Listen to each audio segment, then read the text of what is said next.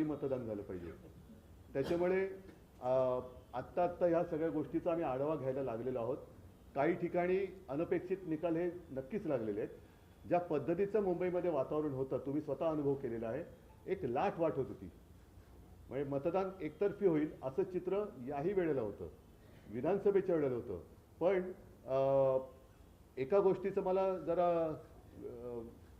एक गंमत वाटते की मतदान झाल्याबरोबर एक्झिट पोल जे यायला लागले, असे एक्झिट पोल घेणारी लोक मला तरी कुठे काही दिसलेले नाहीत. म्हणजे एक्झिट पोल कोणत्या पक्षाच्या कार्यालयातून दिले गेलेत का, आणि बरोबर आकडे त्याच्यानंतर जणू काही सकाळ जशी मतदानाला सुरुवात झाली, मतपेट्या उघडण्याच्या आधीच तिथले आकडे जाहीर व्हायला लागले. हे कसे काय कळले होते? म्हणजे मतपेट्या म्हणजे आम्ही फोन करत होते, नाही साहेब अजून आमच्या मतपेट्याच उघडलेल्या नाही आहेत. अरे पण टी व्हीवर दाखवत आहेत तर नाही. आणि नंतर बघतो तर थोडं वेगळं व्हायला लागलं. त्याच्यामुळे हे सगळं अनाकलनीय हा विषय आहेच. बरं, यावेळेला व्हीव्हीपॅट काढली गेली. म्हणजे एक एक गोष्टी तुम्ही जास्तीत जास्त गूढ करत चाललेला आहात. आणि हा एक मूळ जो आमचा आक्षेप आहे की बॅलेट पेपरवरती मतदान का व्हायला पाहिजे, कारण मी मतदार आहे.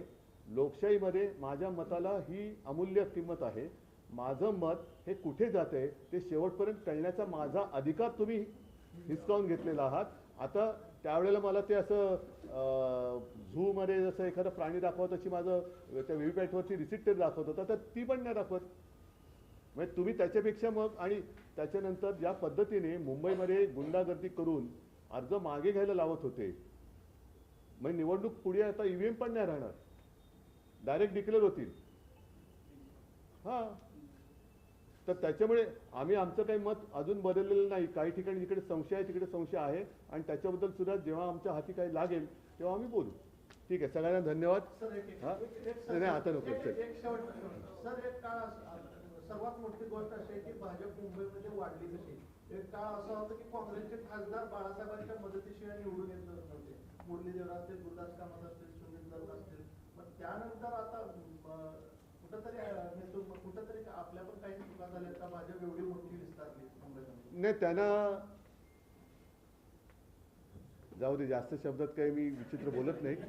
पण त्यांना त्यावेळेला मी भाषणात बोललोय की बाळासाहेबांनी त्यांना जर का तेव्हा 2 घास भरवले नसते तर भाजपाचा राजकारणात कुपोषणाने तेव्हाच बळी गेला असता. चला, सगळ्यांना धन्यवाद. जय हिंद, जय महाराष्ट्र.